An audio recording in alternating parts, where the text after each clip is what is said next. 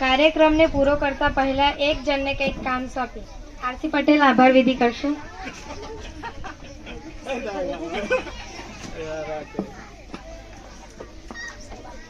સારું, એટલે થોડીક કસરત કરીએ. કેવી રીતે કરીએ છીએ એવું? ચાલો, બંને હાથ માથા પર. વાલીઓને ટ્રાય કરવો હોય તો કરી જોવાનો છે. માથે, ખભે,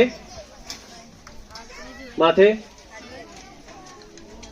ખભે, માથે, માથે, ખભે, માથે. વિરાટ મુદ્રા.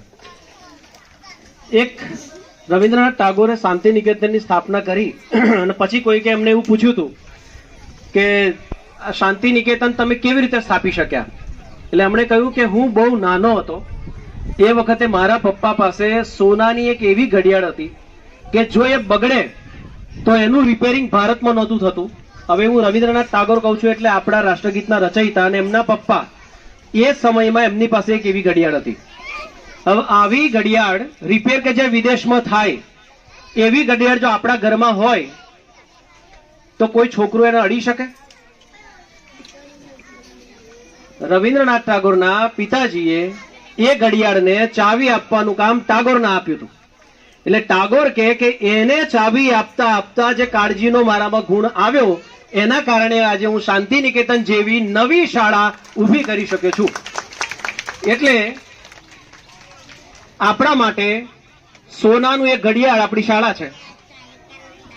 અને તમે જે તમારા બધાના સંતાનો અહીંયા આવીને શાળાનું સંચાલન કરે છે એ લોકો એ ચાવી ભરે છે અને અમને ભરોસો છે કે આજે અહીંયા ચાવી ભરનાર છોકરાઓ છોકરીઓ મોટી થઈ અને પછી જુદી જુદી જગ્યાએ આવી શાળાઓ સ્થાપશે. એના ઘણા બધા ઉદાહરણો આપણને જોવા મળી રહ્યા છે. જે આ સ્પર્ધાત્મક પરીક્ષાના પરિણામો હોય, નોકરી હોય. રવિ છે તો એણે આ બધાનું જે રિઝલ્ટ છે 12મા અને 10માનું તો એમાં એને એક્સ્ટ્રા, નહીં તો મોટા ભાગે એસએમસી ના સભ્ય હોવું એટલે એના માટે એક શિક્ષક તરીકે જોડાઈને એ કામ કરે છે. તો એ પણ આવા ફળ આપી રહ્યા છે. અમે ગામનો એક ગ્રામોત્સવ કરીએ છીએ કે જેમાં ગામના બધા જ લોકો ભેગા થાય, રાત્રિનો કાર્યક્રમ થાય અને એ બધા જે છે એ આ બધી ચાવીઓ ભરી એટલે એવા ઇવેન્ટ આપણે કરી શકીએ છીએ. એટલે જે ગામમાંથી બધા આવ્યા છે એમનો કોઈ આભાર જેવું હોય નહીં. સર એક એવી રાખ્યું છે ગામમાં કે કોઈ ફોર્માલિટી નહીં. અહીંયા આમ મુશ્કેલી પડે છે કે કોઈ કાર્યક્રમ હોય તો આમ વર્તાય, આમ બેસાય, આવું બોલાય, એવી કોઈ ફોર્માલિટી નથી. છોકરાઓને શીખવી નથી ગામે. એટલે જેમ આવડ બાવડ અને બાગની અંદર ફૂલ એની મેળે ખીલતા હોય એમ અમે બધા ખીલી રહ્યા છીએ. એટલે જે ગામ છે હિમાંશુભાઈએ કહ્યું એ મારથી સાલું હવે સાંભળી શકાતું નથી. મને કોઈ તમે વધારે બોલ્યા હોત ને તો અહીંયા રડી જવાત. જોયું છે એવી મુશ્કેલી જોઈ છે પણ એ અત્યારે બધું જ આનંદમય લાગી રહ્યું છે. આખા વિસ્તારમાંથી એક ભરોસાપાત્ર સ્થળ તરીકે જગ્યાનો થઈ રહી છે. બાકી ગમે ત્યાં રહેતા હોય એ છોકરાને ગુજરાતી માધ્યમમાં ભણાવવું કે અંગ્રેજી માધ્યમમાં ભણાવવું તો એવી ચર્ચાઓ કરવાની હોય. ભગવાનદાસની બેબી મેડિકલ કરે તો પણ પરીક્ષામાં ગૂંચવણ થાય તો પૂછે કે સર આવી મુશ્કેલી થઈ રહી છે, શું કરવું?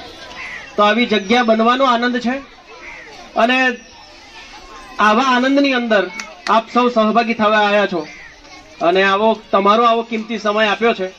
હું દ્રઢપણે એવું માનું છું કે કોઈ પણ વ્યક્તિનો જે એક ઓરા હોય અને એ ઓરાના આશીર્વાદ મળતા હોય છે અને એના પાવરથી આપણે વધારે સારું કામ કરી શકતા હોઈએ છીએ.